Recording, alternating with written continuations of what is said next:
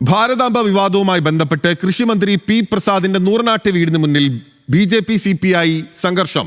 കൃഷിമന്ത്രിയുടെ വീടിന് മുന്നിൽ വിളക്ക് കൊളുത്തി പ്രതിഷേധിക്കാൻ വന്ന BJP പ്രവർത്തകരെ CPI പ്രവർത്തകർ തടഞ്ഞു. നേരിയ സംഘർഷാവസ്ഥയെ തുടർന്ന് പോലീസ് സ്ഥലത്ത് ക്യാമ്പ് ചെയ്യുകയാണ്. വിവരങ്ങളുമായി ആലപ്പുഴയിൽ നിന്ന് ദേവൻ MP ആണ് നമുക്കൊപ്പം ചേരുന്നത്.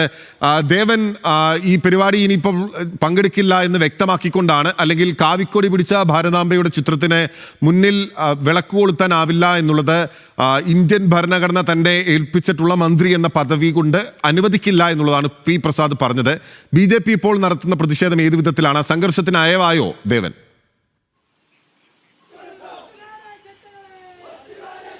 വിനിൽ, കഴിഞ്ഞ ജൂൺ 5-ാം തീയതി രാജ്ഭവനിലുണ്ടായ വിവാദങ്ങൾക്ക് പിന്നാലെ സമീപ ദിവസങ്ങളെല്ലാം തന്നെ ഇന്നലെയും എല്ലാം തന്നെ BJP ഈ വിഷയം കാര്യമായി തന്നെ ഏറ്റെടുത്തുകൊണ്ട് മന്ത്രി പി പ്രസാദിന്റെ വീട്ടിന് മുന്നിലും ഓഫീസിന് മുന്നിലും എല്ലാം തന്നെ പ്രതിഷേധം നടത്തുകയാണ്. കഴിഞ്ഞ ദിവസം ആലപ്പുഴയിലെ മന്ത്രി പി പ്രസാദിന്റെ ചേർത്തലയിലെ ഓഫീസിന് മുന്നിൽ ഇത്തരത്തിൽ ഒരു പ്രതിഷേധം സംഘടിപ്പിച്ചിട്ടുണ്ടായിരുന്നു. ഓഫീസിന് മുന്നിൽ ഭാരതാംബയുടെ ചിത്രം വെച്ച് വിളക്ക് കൊളുത്തിയായിരുന്നു BJP ജില്ലാ പ്രസിഡന്റ് ബിനോയുടെ നേതൃത്വത്തിലുള്ള ഒരു സംഘപ്രവർത്തകർ പ്രതിഷേധം നടത്തിയത്. ഇന്നിപ്പോൾ രാവിലെ മന്ത്രി പി പ്രസാദിന്റെ നൂറനാടുള്ള വീടിന് മുന്നിലേക്ക് BJP പ്രവർത്തകർ എത്തുകയും ഭാരതാംബയുടെ ചിത്രവുമായി എത്തുകയും അവിടെ നിലവിളക്ക് കൊളുത്തി പ്രതിഷേധിക്കാൻ തയ്യാറെടുത്ത് വരികയുമായിരുന്നു. ഈ വിവരം പറഞ്ഞെത്തിയ CPI പ്രവർത്തകർ എന്നാൽ ഈ നീക്കത്തെ തടയുന്ന ഒരു സാഹചര്യമാണ് ഉണ്ടായത്.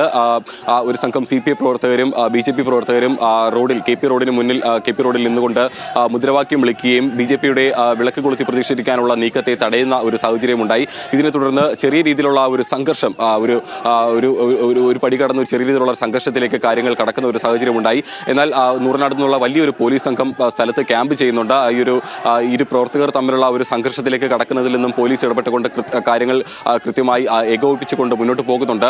നിലവിൽ ഇപ്പോൾ പ്രവർത്തകർ അവിടെ തമ്പടിക്കുകയാണ്.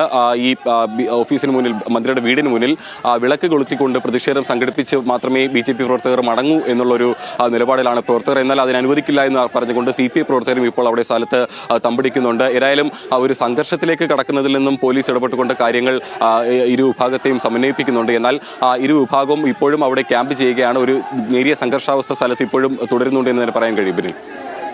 ഓക്കെ, നേരിയ സംഘർഷാവസ്ഥ ഇപ്പോഴും തുടരുന്നുണ്ട്. നൂറനാട് പോലീസ് അവിടെ ക്യാമ്പ് ചെയ്യുകയും ചെയ്യുന്നുണ്ട്. BJP പ്രവർത്തകരാണ് വിളക്ക് കൊളുത്തി പ്രതിഷേധിക്കാൻ മന്ത്രി പി പ്രസാദിന്റെ വീടിന് മുൻപിലേക്ക് എത്തിയത്. പക്ഷേ CPI പ്രവർത്തകർ അവരെ തടയുകയാണ്. അപ്പോൾ വിവാദം തെരുവിലേക്ക് കൂടി എത്തുകയാണ് പാർട്ടി പ്രവർത്തകർ ഏറ്റെടുത്തുകൊണ്ട്.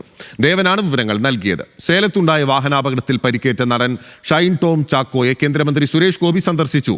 ഷൈനിന്റെ പരിക്ക് ഗുരുതരമല്ലെന്ന് സുരേഷ് ഗോപി പറഞ്ഞു. എന്നാൽ ശസ്ത്രക്രിയ അനിവാര്യമാണ്. അച്ഛൻ ചാക്കോയുടെ മരണം അമ്മയെ അറിയിച്ചിട്ടില്ലെന്നും സുരേഷ് ഗോപി പറഞ്ഞു.